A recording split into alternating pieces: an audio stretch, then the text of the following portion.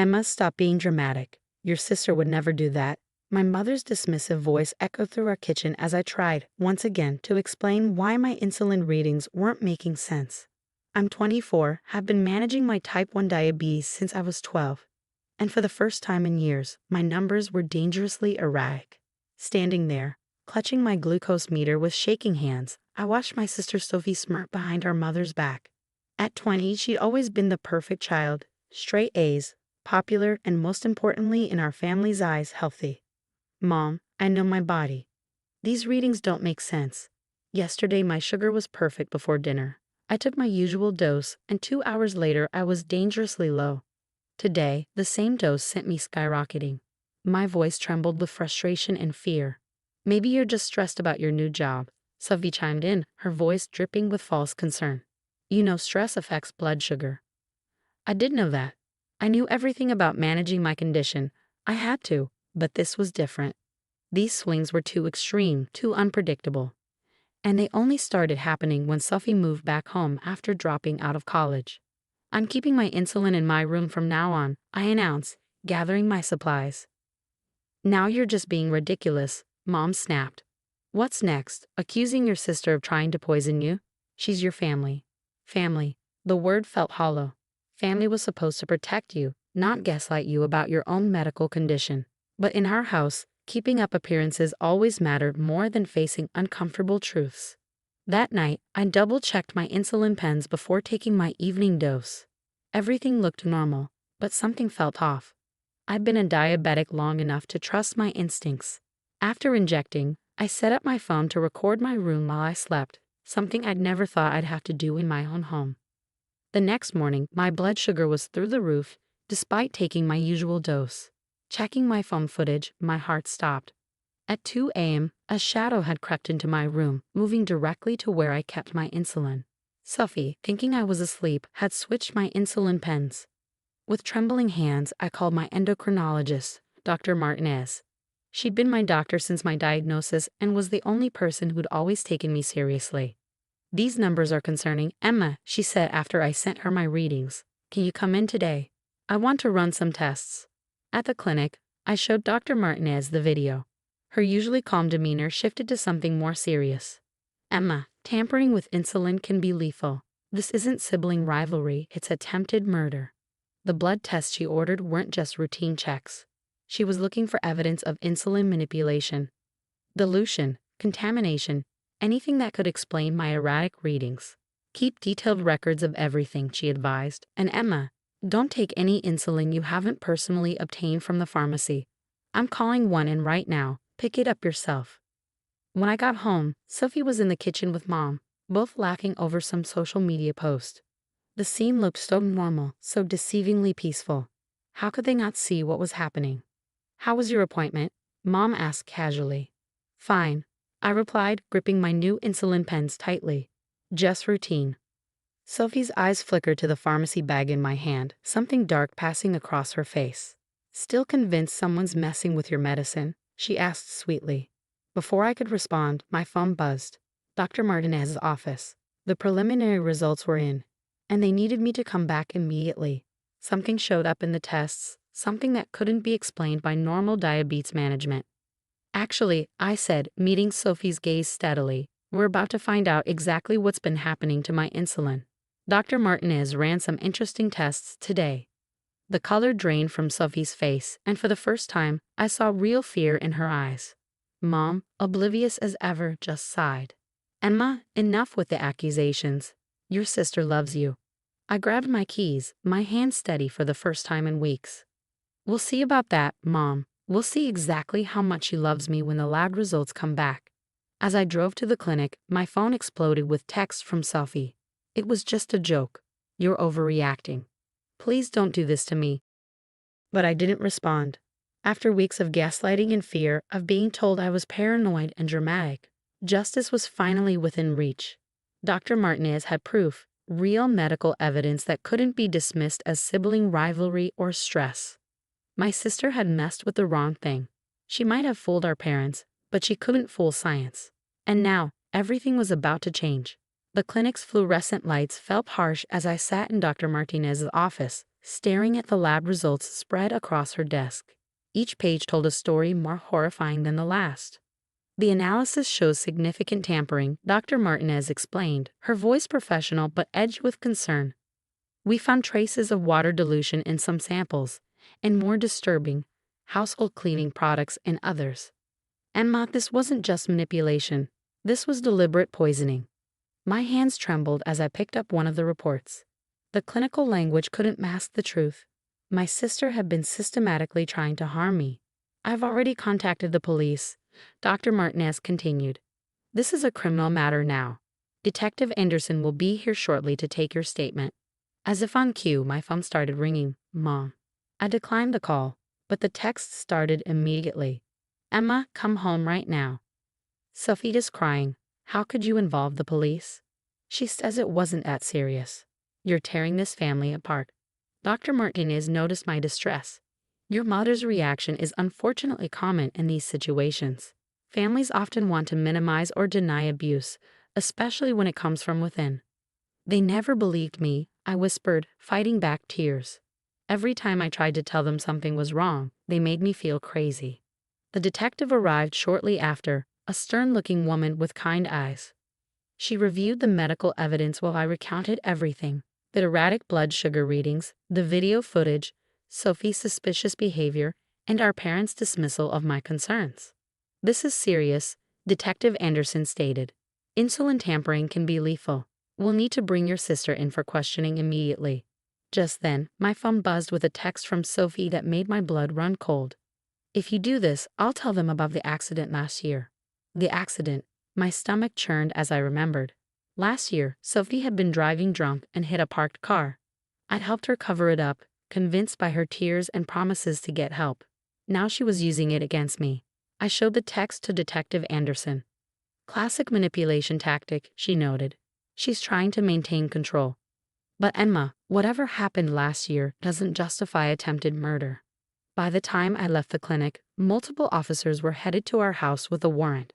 Dr. Martinez had admitted me to the hospital for monitoring, concerned about potential lasting effects from the tampering. You'll be safe here, she assured me, and we'll monitor your blood sugar properly. In my hospital room, the text from my parents continued. Dad, this is ridiculous. We raised you better than this. Mom, the police are here. How could you do this to your sister? Sophie, I hate you. You've ruined everything. I turned off my phone, exhausted by their collective denial. The hospital staff had strict instructions: no visitors without my explicit approval. For the first time in weeks, I felt safe. Hours later, Detective Anderson visited with an update. Sophie had been arrested, and the evidence they found in her room was damning. She kept detailed notes about her tampering, almost like a scientific experiment. They also found research on her computer about insulin overdoses and their effects. She's facing serious charges, the detective explained. And your parents may face charges too for endangerment since they dismissed clear warning signs. My parents, despite everything, part of me ached for them. They created this situation with years of enabling Sophie while dismissing my concerns. Their perfect daughter had turned out to be capable of calculated attempted murder, and their dramatic diabetic daughter had been telling the truth all along. Dr. Martinez came by later to check my readings. Your numbers are stabilizing, she said, reviewing my chart. But Emma, we need to talk about long-term safety plans. You can't go back to that house. I nodded, already having reached the same conclusion. My friend Olivia had offered me her spare room, and my job could be done remotely. I had options, good ones that didn't involve living in fear. I know, I replied. I never thought it would come to this. That my own sister would. Family abuse is complex, she said gently, but you did the right thing by speaking up. You may have saved your own life.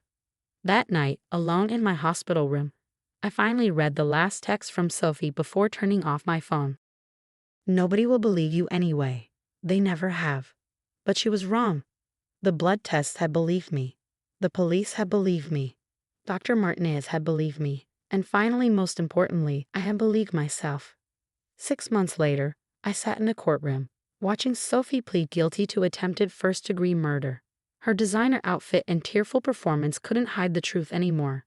Not from the judge, not from our parents, and certainly not from me. The prosecutor presented the evidence methodically: my medical records, the contaminated insulin samples, Sophie's detailed notes, and the video footage. But it was her internet search history that finally shattered our parents' denial. How long to die from insulin overdose? Can insulin poisoning look natural? How to tamper with diabetes medication? Mom sobbed in the gallery while Dad sat stone-faced. They'd finally been forced to see their perfect daughter for who she really was. The psychological evaluation had revealed what I'd suspected all along. Sophie had been jealous of the attention my diabetes required, even though that attention had mostly consisted of medical appointments and careful monitoring. Your Honor, Sophie's attorney began. My client was suffering from severe mental health issues. But the judge cut him off. Miss Andrews, your premeditation is clearly documented. This wasn't a cry for help. It was a calculated attempt to end your sister's life. When Sophie was sentenced to 15 years with mandatory psychiatric treatment, I felt no joy, just relief. The nightmare was finally over. Outside the courthouse, my parents approached me for the first time since the arrest. Emma, Mom started, her voice breaking. We should have listened. We failed you, Dad added, looking years older than he had 6 months ago. I took a deep breath, remembering my therapist's words about setting boundaries. Yes, you did. You failed me for years. Every time you dismissed my concerns, every time you called me dramatic, you showed me that my safety meant nothing compared to keeping up appearances. We can change, Mom pleaded. We're in counseling now. Please give us another chance. I looked at them, really looked at them. They seemed smaller somehow. Their perfect family facade crumbled to dust. Maybe someday, I said finally, but right now, I need space to heal. My new life was everything I'd never dared to hope for. Living with Olivia had shown me what real support looked like. My blood sugar stabilized, and Dr. Martinez praised my improved numbers at every checkup.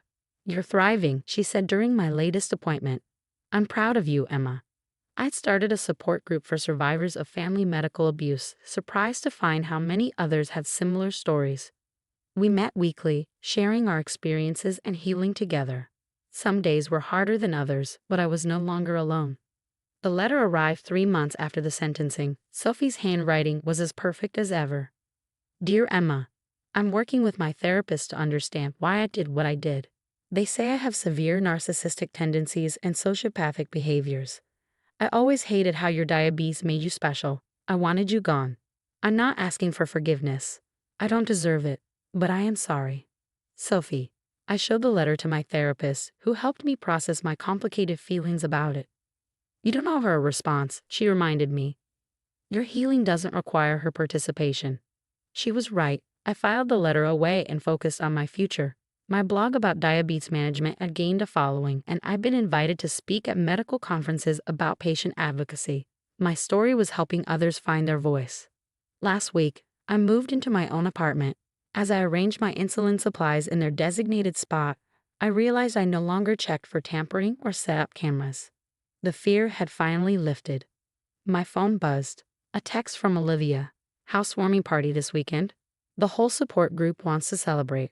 I smiled, typing back a quick yes. Before, family had meant people who hurt you and called it love. Now I had a chosen family who supported and believed me. That evening, I sat on my new balcony, watching the sunset. My glucose monitor showed perfect numbers, and for the first time in years, I felt completely at peace. The truth had cost me my birth family, but it had given me something far more valuable: freedom. Dr. Martinez's words from the trial echoed in my mind. Sometimes the bravest thing we can do is speak our truth, even when those who should believe us don't. I learned that truth might hurt, but secrets could kill. My sister had tried to silence me permanently, but instead, she'd helped me find my voice. And now that voice was stronger than ever. Setting boundaries isn't betrayal, and speaking up isn't dramatic. Sometimes it's the only way to stay alive. I survived not just Sophie's attempts to kill me, but years of gaslighting and dismissal. Now finally, I was doing more than surviving. I was living. And for the first time in my life, I didn't need anyone else to validate my truth. I knew who I was, what I'd survived, and where I was going. That was more than enough.